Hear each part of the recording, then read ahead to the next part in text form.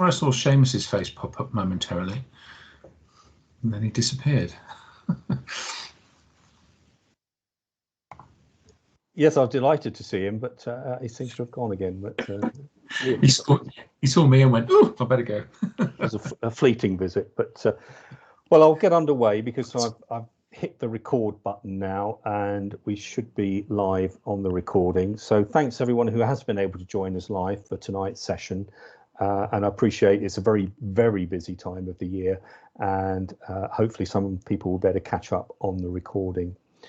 So those of you who don't know me, I'm Dan Bunker from United Learning's EdTech team, and we've done a couple of inputs this term, and this is the second one, and been asked to look at how we can use tools really to support accessibility and inclusion, and for those kind of intervention situations. They may be whole class, they may be individuals or small group, but where does technology fit, and what type of apps and tools are being used? So that's what we're going to cover. And at the end, if you've got something from your school you'd like to contribute, then please do join in the discussion at the end. Or in the meantime, if you have any questions, either raise your hand and you can unmute, or use the chat box, whichever you find easier. So okay, let's get underway and go through these slides then. So we're covering kind of three areas mainly, as I see it. The tools for accessibility and inclusion, and these are kind of the built-in tools. You don't have to buy these, they're there already, but we don't always know about them. You only know what you know, and if you've never met Immersive Reader, then you wouldn't know about it. But when you do meet it, you think, oh, how did I live without it, and how useful it is. And there's a few other tools like that which we will touch on during the course of this session tonight. And then we'll have a look at some of the more supported interventions where there are kind of, either a virtual teacher or a virtual buddy or a real teacher kind of behind that type of intervention, but where technology is used. And then the more, platform type interventions where you might buy something and it'll adapt and be a kind of a personalized program, or pupils make their own personalized program by being tech savvy enough to use the tools for note taking, mind mapping, etc. And then we'll have a little discussion at the end, and just to see what's working well in your school yourselves. Okay, so the first thing to say really is, to have a technology-based intervention, we need some technology on the ground, don't we? And we've got a kind of a mix really in our schools, and our latest friend, which arrived in vast numbers, was the Chromebook. And the Chromebook is actually proving to be very useful for these types of interventions. It's not the most sophisticated, tool on the block, but it is capable, and using an online base, because it is basically an online tool, it can connect to all sorts of other useful tools. So it's cheap and cheerful, but very effective. And I think Chromebooks are going to be around for some time. Obviously, we've got the ones to use now. I hear some more are coming. I don't know how many and who's going to get them, but that ain't finished yet. And then we've got iPads, which have been our trusted friend in primary for a few years now because of their accessibility, because they're portable and easy to use, and generally the software that is on them is very good for primary. You can have the very appropriate apps for children to use. And then probably on the way out, but still there, are kind of the desktop PCs, maybe in the corner of the classroom, maybe in a suite, and Windows laptops. So we've got all these different tools which can be used. And obviously, when you're thinking about technology for intervention and support, it's how do you deploy those? What are the key considerations? And I think the thing that we're finding most useful, and it has been driven home by the Chromebooks in particular, is that in class is really useful, just to be able to grab one and use it as a tool when you need it, as opposed to sort of, you know, having to go down to a particular room to access their technology. So that's what we're seeing. And then when you use those Chromebooks, are they, the thing to bear in mind is, are they there for anyone in kiosk mode, so you don't need to kind of log into the device, or do you log into the device with their username and password? So they're the two kind of things to think about. And again, it may depend on, you know, whether you've kind of got a one-to-one method, or whether you're sharing Chromebooks between lots of different people as to which one you're going to use there. Okay, let's presume then that one way or another we've got access to this technology. It's then saying, you know, what is our scope for our intervention? And as I kind of suggested at the outset with our agenda, I see it as three kind of main things, and that is making the classroom learning a bit easier to access, reducing the barrier. It's then providing, where appropriate, additional support or challenge, and that may be through you know, a virtual assistant, a real assistant, or you know, TAs, however you're going to kind of deploy some extra resource but still use technology, and then using those more personalized approaches, adaptive materials and tools. And that kind of, when we kind of look at the sort of things that we've got access to in that first category, accessibility, I'm thinking of the tools of Immersive Reader, the Dictate tools, Office Lens, and maybe some specialist software if that's appropriate for your setting, things like Widget, which are kind of symbol based, which can have in the past been very useful for schools. Whether the kind of advent of better accessibility tools in the mainstream Office 365 set is pushing those out, I don't know. That's one thing we'll have to kind of look into, but my guess is they're probably used less because the other ones are now becoming more you know, available. And then I'll touch on a few of these things. I have already looked at them in an earlier session, so I'm not going to go a deep dive on these, but tools like the Oxford Reading Buddy, Bookmark, Shine, and something that Alice from Banstead drew my attention to, actually using your own resource like digital leaders to provide support and some extra provision, again, could be a useful thing to think about in your own school. And then those more personalized types approaches, I've squeezed it in here. Teams reading progress, we'll have just a quick reminder on that. But there's tools like Bedrock, Nessy, note-taking tools, and tools for either a teacher in the first instance to make a digital working wall so children can access it to kind of remind themselves, and then older pupils actually creating their own because they'll have the skills and the tool set to do that. So they're the kind of scopes I'm thinking about when we look at this tonight. There's probably a lot more, but I've gone for the obvious ones, the low-hanging fruit here. And I'm just going to start off with, you know, reflecting on some research. It's not the first time I've shared this research, but I haven't shared the whole graph before. So this looks at, you know, what are the main benefits for using technology, in this instance, literacy, but you know, I'm using that word literacy, but I'm going to substitute it for learning, basically, because I think the same is true, whether it's literacy or more general learning. We know technology in the past has been a good tool for engaging pupils. It remains the case. We can't rely on that. We need engaging content. We need engaging activities. But generally speaking, the technology card is a, you know, good thing to play to help with engagement. And then we've got these, you know, enabling learners, struggling learners, providing differentiated support, opportunities, personalised learning, inclusive environment. So all these things which are, you know, above 50%, I think are very worthwhile, you know, considering as to why we'd use technology as part, not the only, but as part of our accessibility and inclusion and intervention strategy. And the key points to here is, you know, that enabling thing. You know, two-thirds felt it was enabling, and you know, I'm not surprised about that. I think that's the general perception.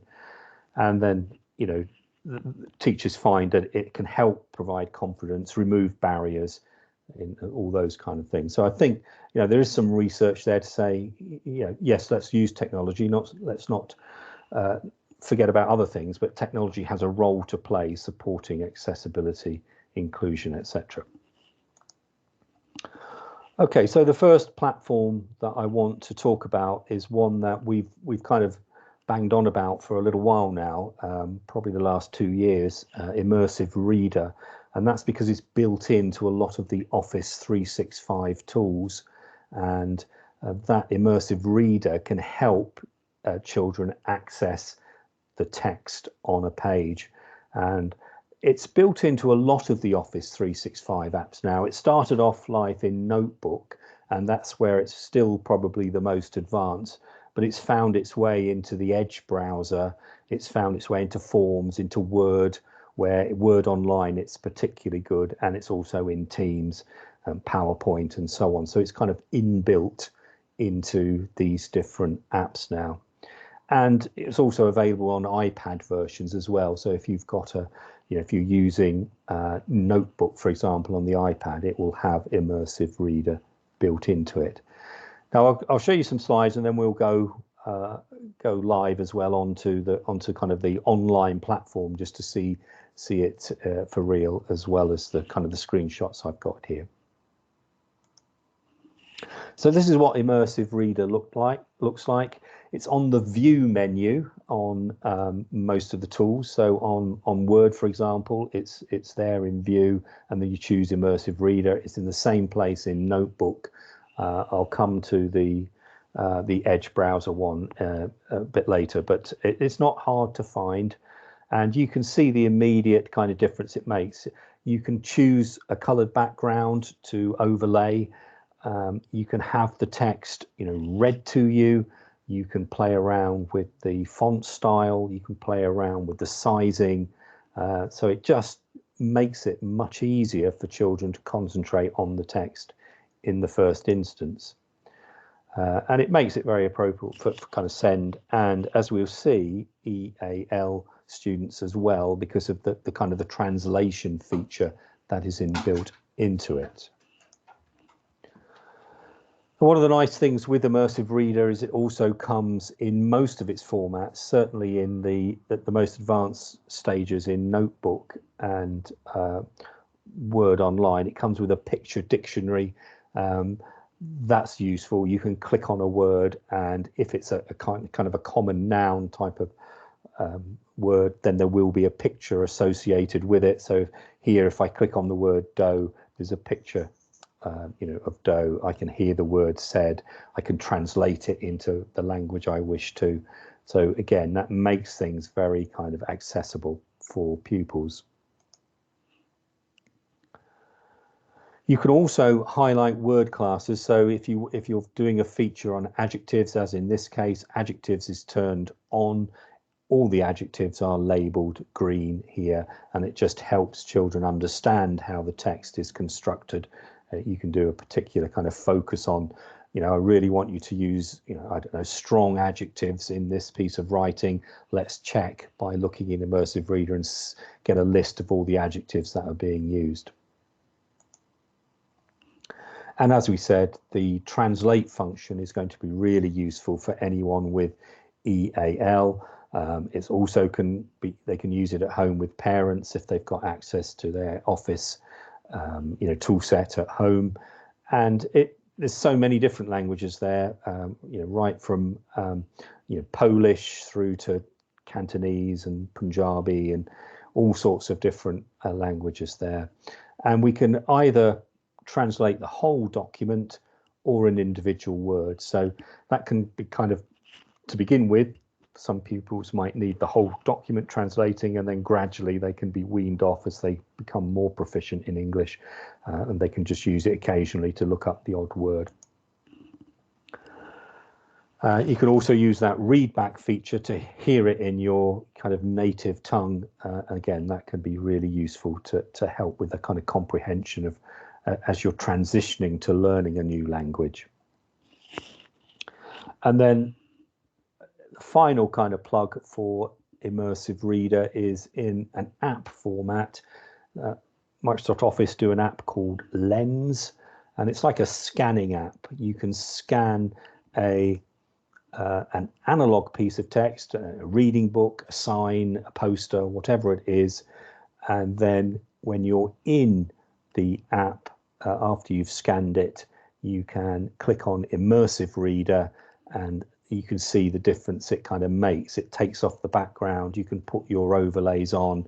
So we've gone from this, which may be quite difficult for some pupils to access, to this where they've got a much clearer presentation of the text. They can have it read to them, they can translate it, whatever they need to do. So a really useful app that will help the accessibility of text for children.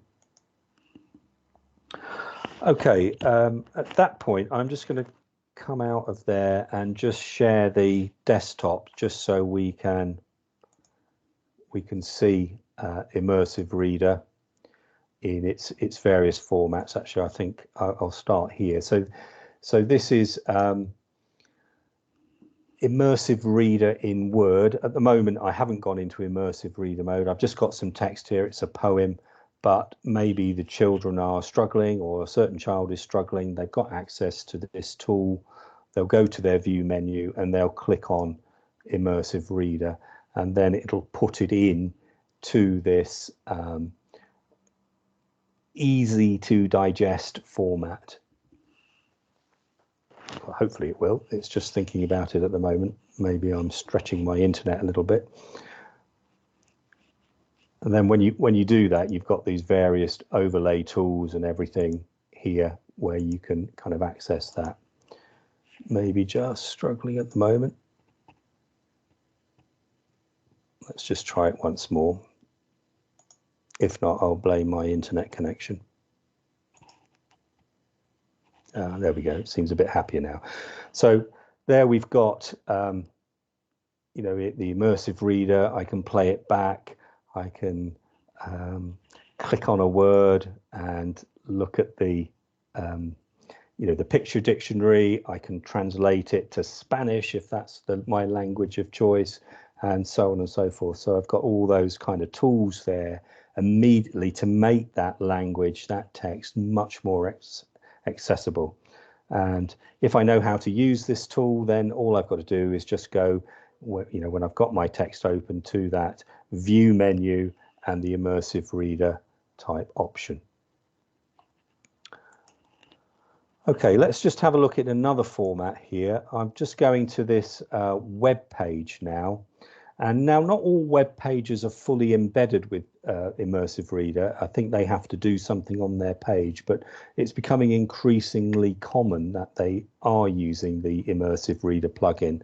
You can tell when you're on a web page, if it's got Immersive Reader, is that you get this little icon on the just at the right of the kind of the URL, and if it's got that, it means it's got the Immersive Reader plugin ready for it. So if I'm kind of, doing some research on poetry or something, and I found this poem, but I'm finding it a bit of a struggle on the page, I can click on the Immersive Reader icon, and it then takes it into that Immersive Reader menu where I can kind of perhaps break things down into syllables, or I can, make the text a little bit bigger, or change the background color and so on, and have it read to me. So it hasn't quite got everything, hasn't got the picture dictionary, but the Microsoft Edge version, where it's been, the plugins there on the site, it still makes it very kind of accessible for the children.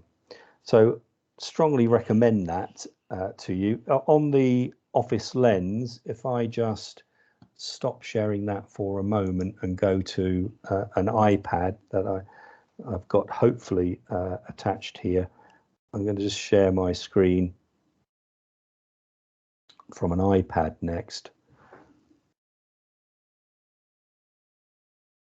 And hopefully that'll come through to your screen.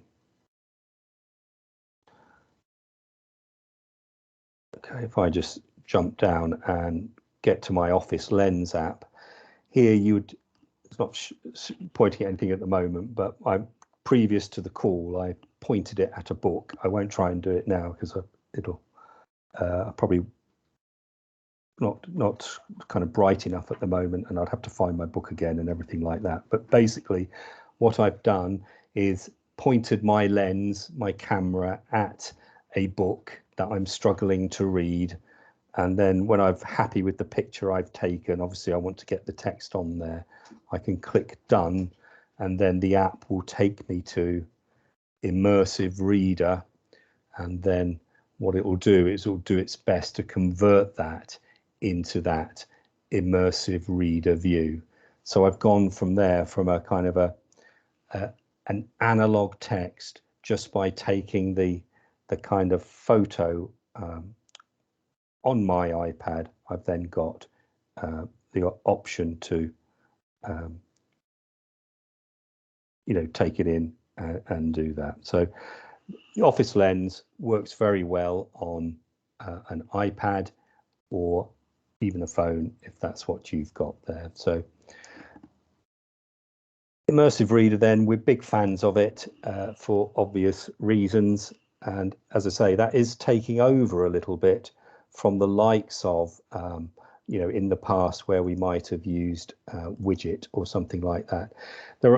Those sort of things are still available. I'm not knocking them.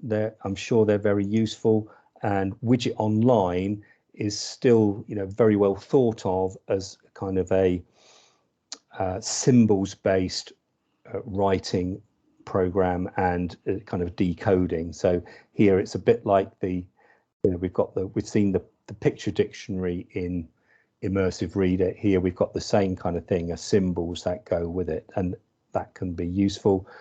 If you haven't ever used Widget Online, you can have a free trial. You can watch the video here. I won't go through it now, and that can be, if you like, a kind of a supplement to the Immersive Reader approach. It also has translate options in that as well. Not as many as Immersive Reader, but nevertheless, it has some. Okay. The other one that's kind of been around for a while and does a job is Clicker. Again, very popular in schools, certainly a few years ago. Whether it's still as popular, maybe not quite, but it's still around, I know. And it uses the kind of the concept keyboard approach. We might not have the concept keyboard anymore, which was kind of instead of a normal keyboard, you had kind of pictures that you pressed and you kind of typed it up or inputted your thoughts that way. And this is the same kind of thing, but you'd use your mouse. It still works with concept keyboards, but you don't see many of those around now compared to a few years ago. So yeah, very useful. And if people are using that, it'd be great to hear from them about how useful it is or not, or maybe they've moved away from it. There's been so much technology gone in over the last few years. It's hard to know what schools are continuing to use and what they've kind of picked up and started to adapt and adopt as part of the new tool set, Immersive Reader, etc. And then we've got Microsoft Dictate, and this is where I think, Gemma, you're going to just say a little bit, aren't you, about how you're using Dictate. I'll just put your thoughts up there about reluctant writing. Do you just want to talk us through a little bit about some of the things you're doing with this slide? Yeah, so I watched a video by Tom Farmer, and it was encouraging children in year 5 and 6 how to write, and not to overthink it, quick write, add, remove, and it was a really good strategy. And then after seeing Dictate on one of Gemma Williams' training about 2 years ago now, she showed me Dictate.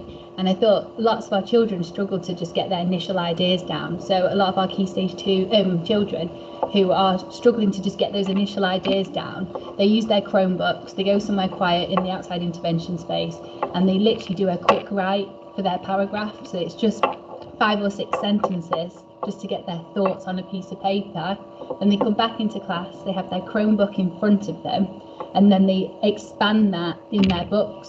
But it's removed that, you know, that just first putting pen to paper. So many of our children struggle with that initial just getting something down, and we found it's really removed a barrier for a lot of our writers. So it's something we use quite a lot. Yeah, I think it's that blank page syndrome where you're faced with this blank page, think, oh, what am I going to write? Whereas if you can just talk, jot down a few ideas, or just share, you know, verbalize a few ideas, and maybe that just unlocks the flow. So yeah, thanks for sharing on that one. We will have a look at that and see how that works as well. And here are the tips really, and these are probably Gemma's tips that she shared with you that time ago. But basically, you know, model how it's going to be used. The children will pick it up, and it's quite intuitive actually. You know, so speak carefully and clearly. Provide the student with a quiet space. That's probably the most important thing, is that you don't want too much background noise going on when you are trying to dictate something, and that's where a headset is particularly useful, because it kind of blocks out for the person speaking some of the noise, and they've obviously got their microphone fairly close to their mouth when they do that. But it's an easy tool to use, one that surprisingly isn't used as much as it might be. You know, again, it's just probably not necessarily realizing the options that it provides.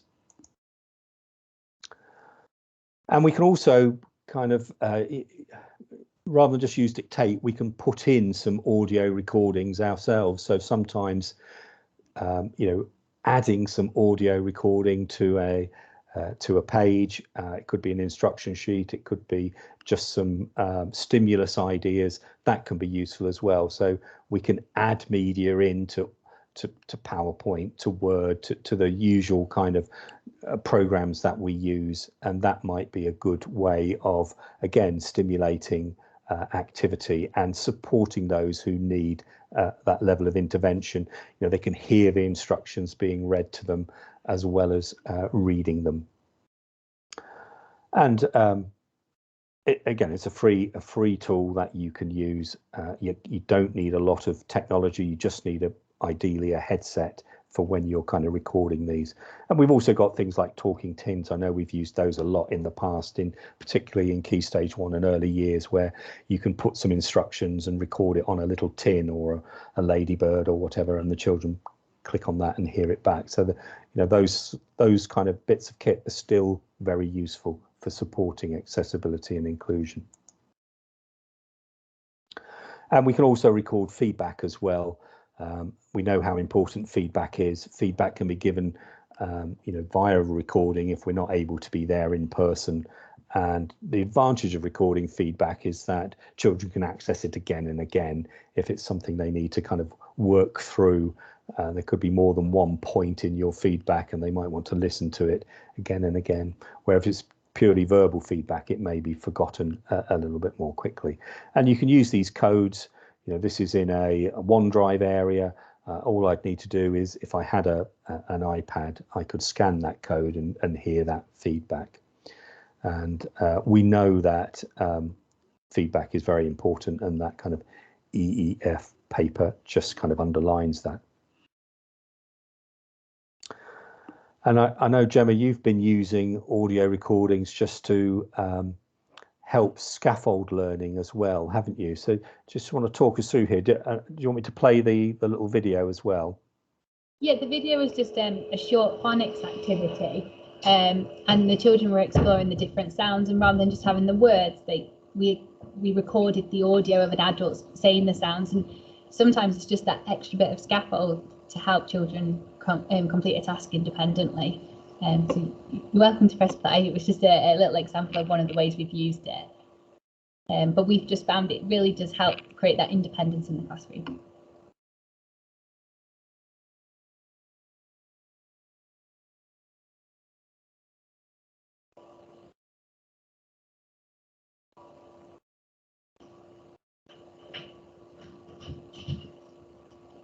Are you hearing that video, Gemma?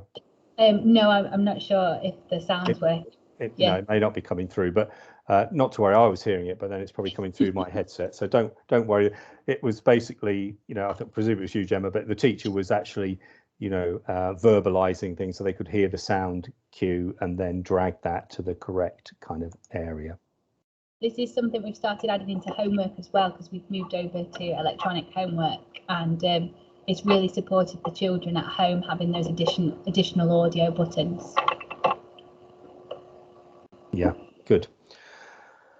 And then one thing, again, it may not be an everyday kind of tool, but kind of if you think the inverse of dictate, it's taking an audio file and taking it into text. So if you have got a video of somebody or an audio file of something that's been recorded, and the children want to use that as text, then the opposite of dictate is transcribe. And in Word Online, you can add a recording to your document. That could be a video file, or it could be just an MP3 audio file. And what happens is it uploads it into Word. It then shows you what's been said, and then you can add that to the document. So again, you could use that as perhaps starting points. You might say, I'm going to record the story starter for you. You're going to upload that and transcribe it so it becomes your text, which you can then edit and do what you like with. So there's a bit of help there just to work through that, because it's probably not something we've done a lot of in the past, and I will just try and show you how that works as well.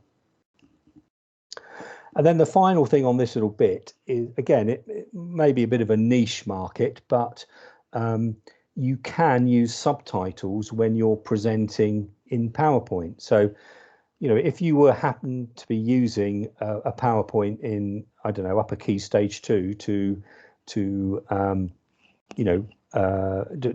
of structure the lesson and convey some key information, when you are giving your kind of overview, you're talking over the top of it, what will happen is at the bottom of the PowerPoint, your current narration will be used as subtitles. Now, you might think, well, what's the point of that? But there may be people in the classroom who might be struggling with your accent, who would like the visual clue, the written clue of what you're saying, as well as the auditory cue that they're getting from you. So it's probably not something you're going to use with younger children, but with older children, it may well be useful. And that's what you can do there. You can add in your slideshow, you can use subtitles and choose where they go, and then it does its best to kind of interpret your talking. It's very accurate, actually, and put it up as subtitles.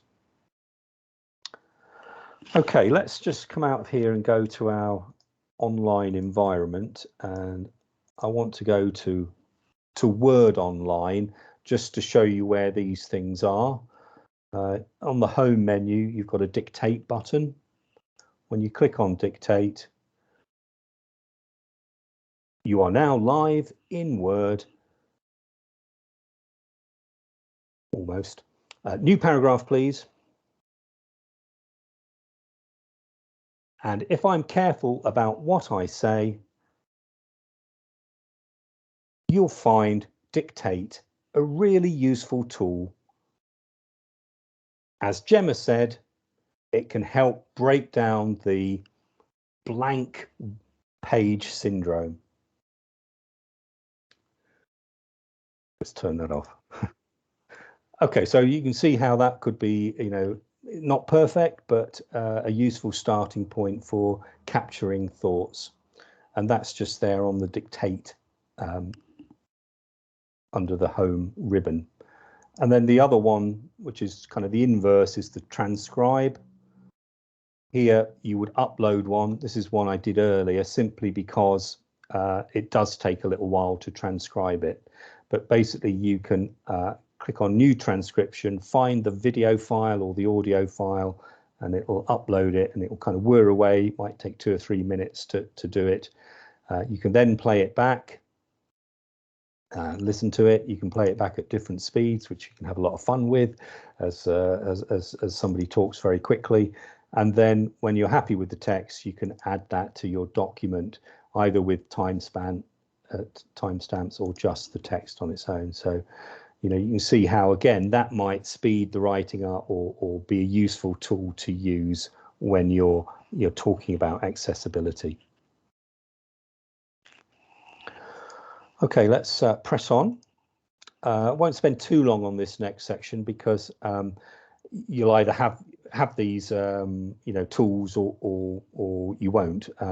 But Oxford Reading Buddy has got quite a lot of schools excited. It has a virtual reading service, which is a kind of a little avatar.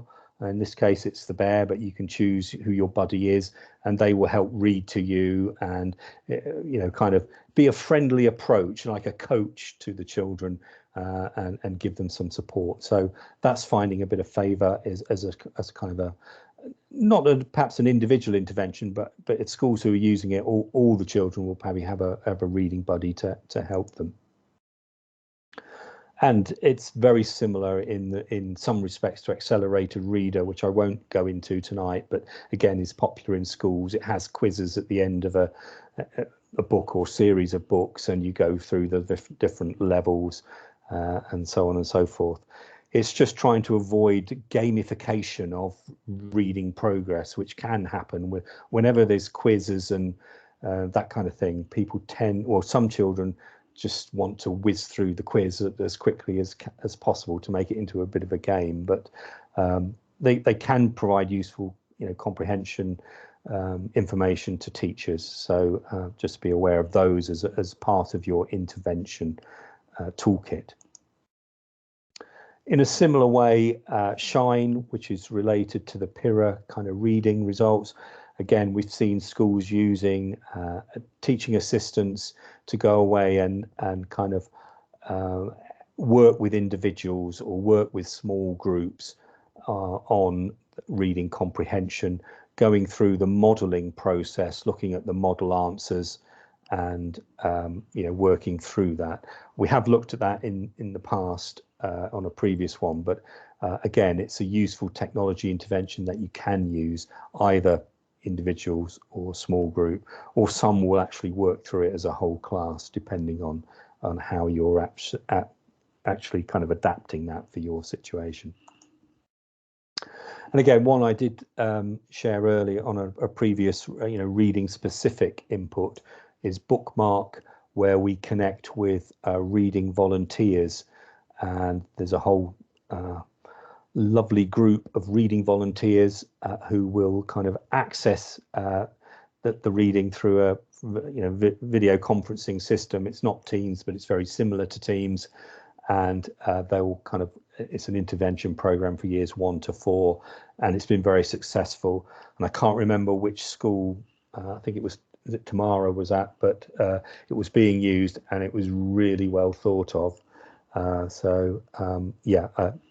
Definitely want to look out for them. There's links there to it, and the kind of the results they've got from it have been very impressive, and there is a report there you can kind of read in full should you want to kind of investigate that further. But it's an intervention program that uses technology, but the technology is merely for the comms. You still use ordinary books, analog books, but it seems to be going well in some of our schools. And this is the what Banso was doing with our little audio problem that I had. I won't try and play these videos, but I will be sharing the slides, and all the videos are embedded in it. But basically what they've done with their digital leaders is get the digital leaders to create some little self-help videos. So, how do you make the text larger in an iPad? Well, follow this little video. How do you use split screen on an iPad? How do you use the various accessibility tools? They've put together, the digital leaders themselves have created the videos. They've put these on a on a team or a communal area where they can access, and that means teachers can look at it, but pupils can look and just work out how to set the reminder on their iPad, how to make the text bigger. And I think we shouldn't underestimate the powers of pupils helping pupils, and that could be via a digital leader program. It could be called something else in your school, but it's basically trying to get, you know, our expertise shared as widely as possible, and often the children have the better expertise than the teachers and the adults sometimes, because they're using these devices all the time. So it's really trying to harness that power. In this case, it was through videos, but you could have a, you know, some schools have a kind of like an iGenius bar where they can go and seek help from pupils who will then, you know, help them with a particular problem. And I think that's a really good example. So thanks, Alice, for sharing those with us. Do chip in, Alice, if you're on the call and have got anything to say on that. I appreciate you. You may have other things that you are attending to at the moment.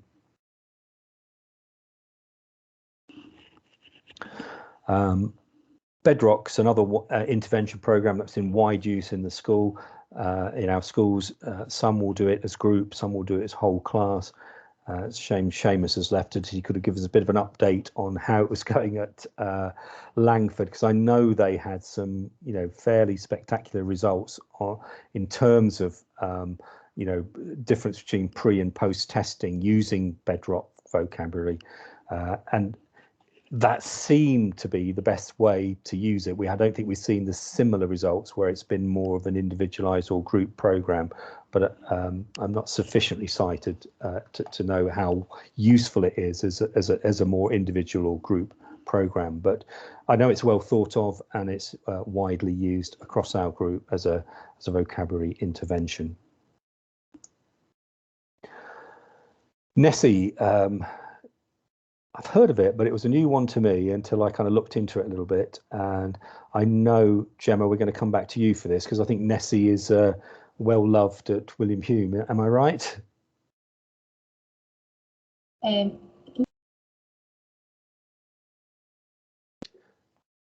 Sorry, Gemma, are you on mute at the moment? Yes. Yeah, we found it to be really, really successful in year 3-4. The children who have had phonics and did not pass their phonics screening and had extra phonics, extra interventions, and it just didn't seem to be working for them, Nessy is working for them. And we've been using it for 2 years now, and we love it, and we can't wait to keep moving with it and see the impact without, hopefully, the school closures and COVID. The children log in for the first time and complete an assessment, and then it finds their key gaps, and then it sends a report to the teacher, and then the children log in again, and then they get given designated islands to go to, and each of the islands are fun activities, but they're all linked to their learning goals. And then the children attend the little islands, complete the activities, and then the Nessy tracks it and will not let them move on until they've mastered that skill. And then a report gets sent to the teacher again. And then once they have done that, they have another assessment, and more gaps are found and more activities are found. But we're seeing a really good impact in our year 3-4 SEND children. Well, that's good to know. And does that work well across both sort of, you know, Chromebooks and iPads? Do you use both for that?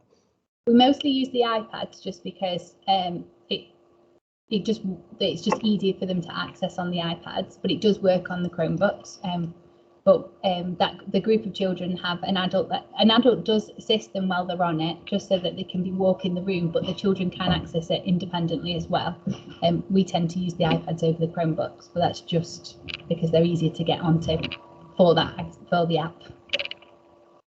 Yeah, no, it's good to hear, and it sounds like it is making, you know, a positive impact at William Hume. So I'm sure other schools are using it as well.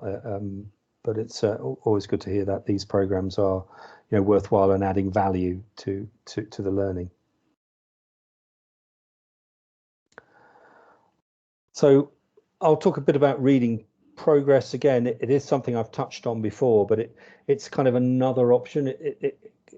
I'm thinking of an independent sort of activity that children can do where their progress is kind of marked, and the teachers can get an overview of that, and it can be set several times, so children can go back to it and try a reading passage again to see if their score improves, to see if their fluency improves, etc. So it's built into Teams assignments, and you can see the kind of the end result of the process. In this case, this child, Crystal, has been given an assignment called a reading progress. They've been set a passage. They've then read that passage and recorded themselves on a Chromebook or an iPad. So the video has been enabled, so we can see them reading and we can hear them reading, and we can see any mistakes they made or mispronunciations they made. It basically does the miscue analysis for you. It's not 100% perfect because it is using an algorithm or artificial intelligence on the computer. So it's not perfect, but it's certainly quicker than you could do it yourself.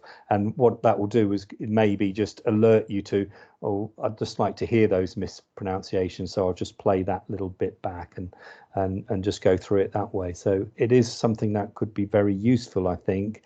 It does generate a video which can be saved independently, so you can build up a bank of videos of children reading, and it's something they can do independently as well. And we simply go through an assignment and we choose a reading progress option after giving it a title. And basically we can either upload our own reading progress test in Word or PDF format, or use one of the many passages that are built into Teams if we haven't got something we want to use ourselves. And all those passages are kind of graded for different reading ages. So I don't think we've used it widely yet as a group. I think it's still fairly new, but it certainly shows promise, and it's something that I think will develop and will be useful as we get more and more comfortable in using Teams and kind of these artificial intelligence type programs that help to kind of track and mark, if you like, or analyze results from our reading progress activities. I found it quite easy to use. If I logged on as a pupil account and did it, it was pretty accurate. You may get the odd mistake where it thinks you're saying something you didn't. Here I used the word, it should have been untie, but I said unite, and it didn't quite understand what I had said there, and it put in some extra words. But the teacher could come back and have a look at that and just listen to that bit and understand what had happened. So it's pretty accurate, and children can work on their fluency speed as well as their accuracy rate. And there's lots of help for that as well. There's some useful guides, and I'm just producing a guide at the moment for a school. So this is sort of thing that teachers want a bit of help with, just how to get started with it. But again, there's click-through guides and little video tutorials that you can work through, as well as a Microsoft Educator Center course. So I think that's going to grow over the next year or so. So I expect to see us perhaps using reading progress more frequently in the future. There's just a couple of other things that I want to kind of finish off on, really, and that is children taking control or being given the tools to kind of control their own kind of way of working, what works for them, if you like. Kind of linked to metacognitive approaches, perhaps. It's saying, well, maybe we can give children the tools that they need. It could be one of these knowledge kind of charts, graphic organizers, brain dumps, etc. They can be put in digital format. In this case, I've got something called Class Notebook, which some of our schools are using quite effectively, where each child gets a section, and in their sections they can put in the organizers that they use, that they find helpful. So when they're trying to do a new piece of writing or solve a problem, they can go to their graphic organizer and use that as a prop, as a scaffold, as Gemma was saying earlier, to kind of help them do a particular task. And you can organize these in terms of, we'll do a brain dump, or we'll do some other sort of graphical organizer type format, and children can have access to those digitally, as well as perhaps where in the past it's been a paper format. And whilst we're talking about iPads today, Pages comes with now a download of some common graphic organizers. So again, if you've got an iPad deployment, or you're using iPads quite widely, then have a look to see what graphic organizers are built into Pages. They can be downloaded. There's a link there to it, and again, that just gives them a head start really with these kind of formats, just to help provide a writing frame really for structuring thoughts. Again, this is my colleague Gemma's developing idea about interactive working walls. How in the past, well, currently we use a working wall. We'll pin up lots of ideas in the classroom. We can kind of digitalize those to an extent and put in some differentiated resources, providing that scaffold and support. Add in digital artifacts and resources like videos, etc. And this can help with retaining knowledge, and also we can make it accessible for pupils by using the appropriate text backgrounds, fonts, etc. And it can also link into some of our favorite apps. Just have a quick link to Nessy or Timetables, Rockstars, whatever's being used as part of a kind of an interventional development program. And the beauty of any of these digital resources is children can access them beyond school, so they can have a look at it after school, to support with homework, to support with learning beyond the confines of the school wall.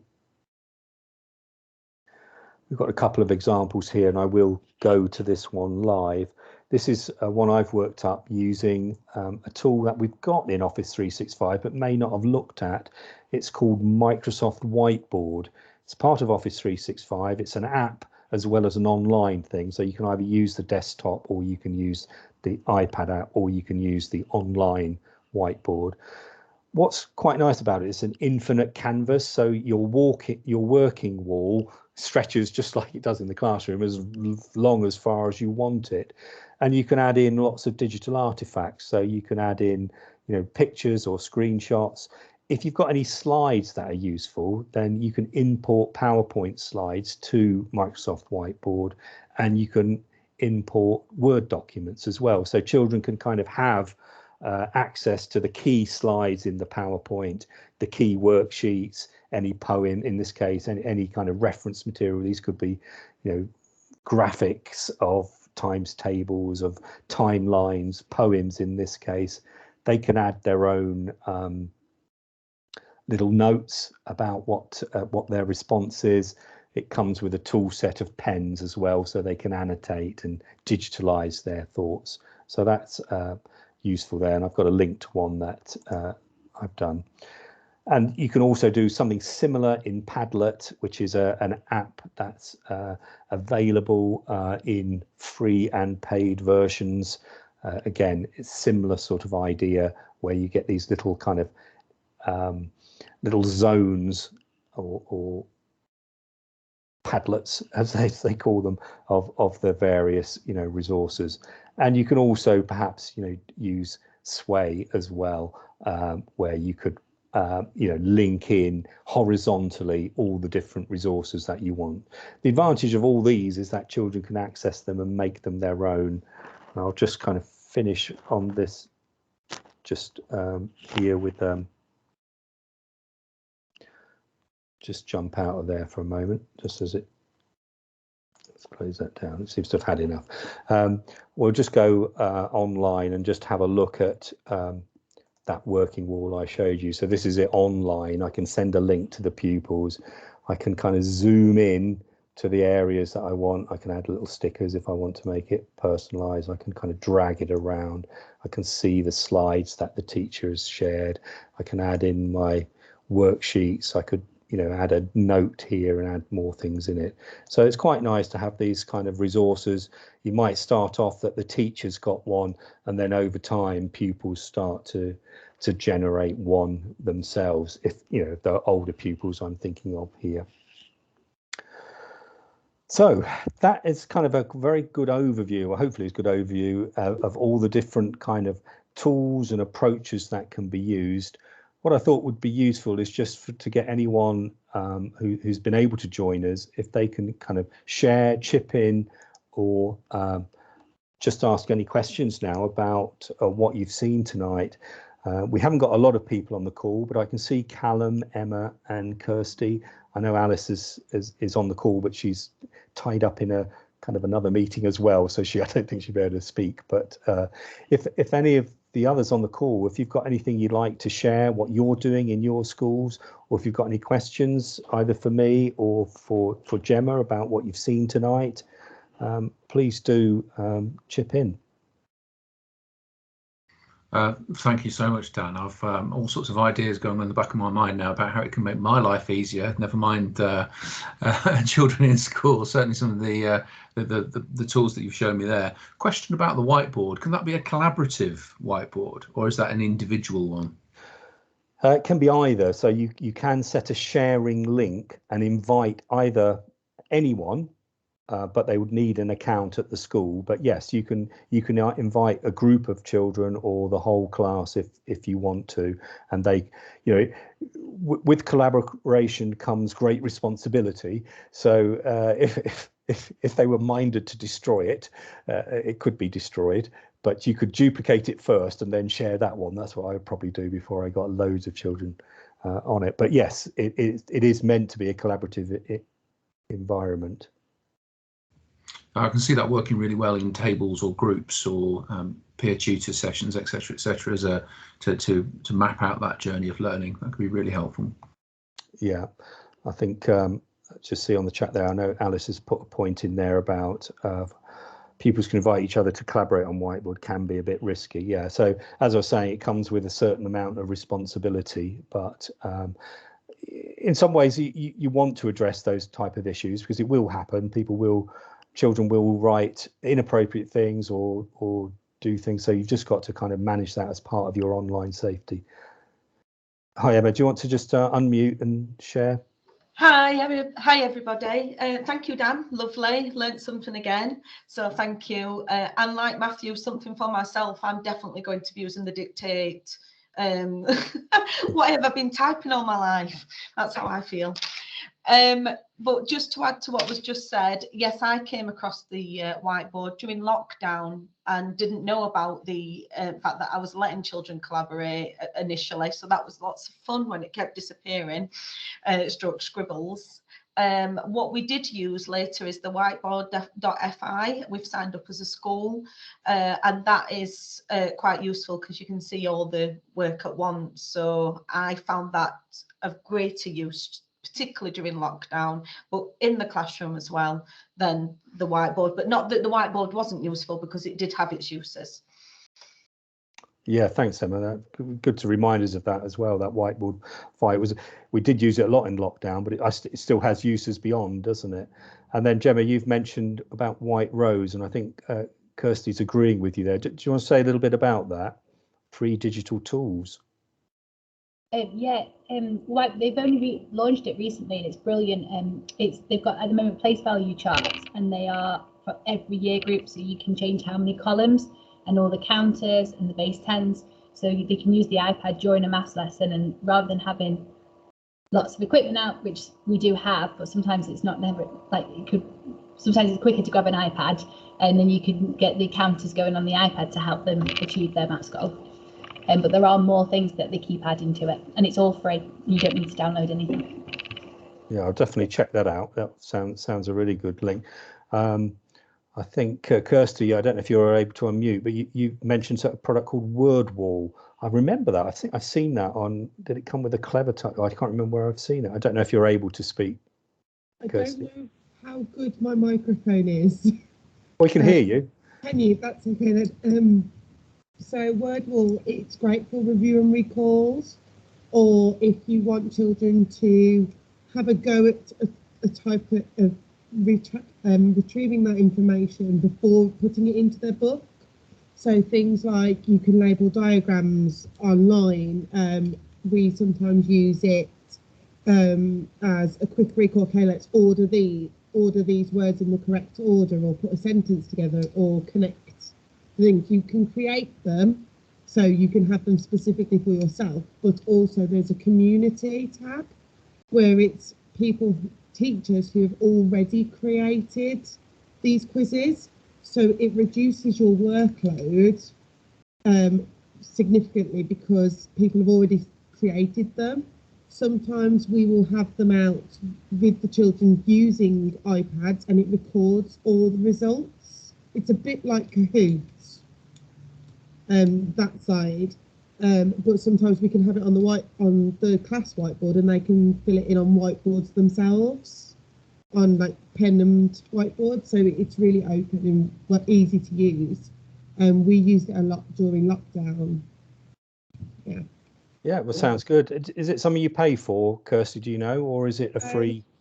You can trial it for free, and I think, I might be slightly wrong, but I think you get 5 quizzes. So you can make 5 on one email address for free, and then I think you pay for it after that. And I think we've brought it for our entire staff. So we have, I think the head teacher has one account and we just all can jump in on that account. Yeah, well, it definitely sounds like it'd be worth checking out. I'll certainly have a look at it because it's always good to have tools that you haven't heard of, or you've heard of but then you've forgotten about. That's the other thing. You see these things, and 18 months later you've got only the vaguest of recollections about it. And just Kirsty, you're saying you're going to give your send pupils a Chromebook, so hopefully some of these tools that we've seen tonight will be useful.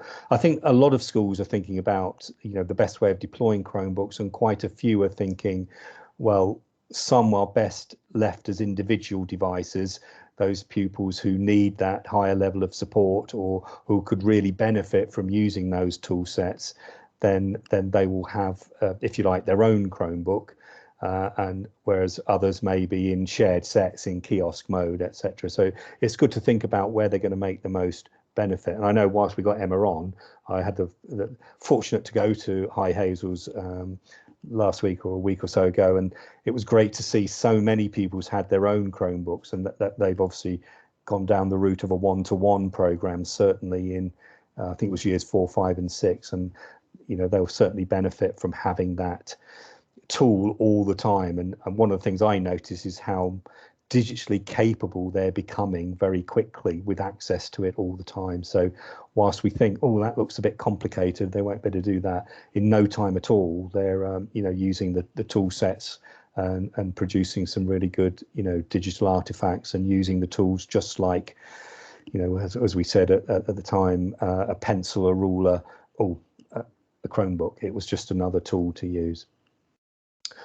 Okay, is there anything else anybody wants to ask before we finish? Okay, well, thanks everyone. I'm going to click the stop recording. You will be able to share this with colleagues in the future.